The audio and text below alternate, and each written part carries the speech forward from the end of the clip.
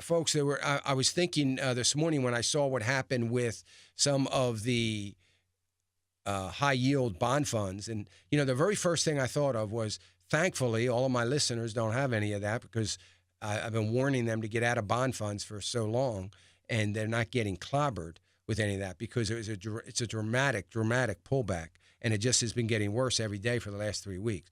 So I hope you're all out of that.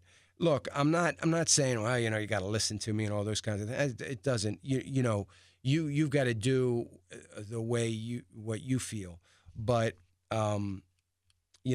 it's hard. It's hard when we always want answers, and I may have a solution to preserving some of your principle, but I'm a realist, and I understand that I'm not smart enough to predict the day it's going to happen, so that the day before I can say, everybody today, right now, get out.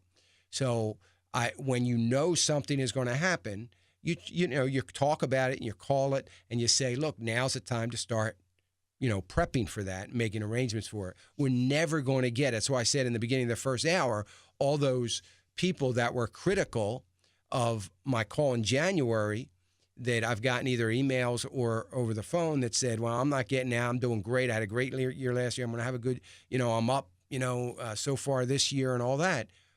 That's fine. I understand that. I get that. But that is the problem. As things are going up, we're more and more reluctant to take that place in preserving it. We just don't. It's just not our human nature to do that.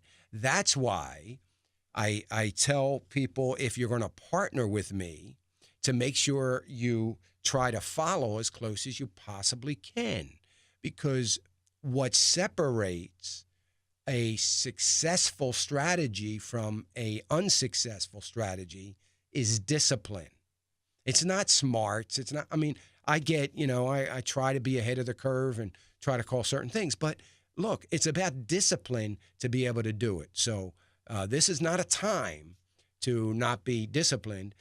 And I said a couple months ago that there is no better time, and I didn't mean it. Look, everybody that I meet, and this happened to me this week with a number of people that I met, all say the same thing to me. You really need to talk about your website more. You're really bad at that. And, I know you don't like doing it. And I don't. It sounds self-serving. I believe God is going to continue to raise up the support for this ministry, and he hasn't failed me yet. He continues to do it, whether I talk about it or not. But as someone that cares about my listeners, this is a good time to partner with the website. A very good time. I don't think there's been a better time. And that's probably going to be true for the next year and a half, a better time to make sure that you can stay on top of things.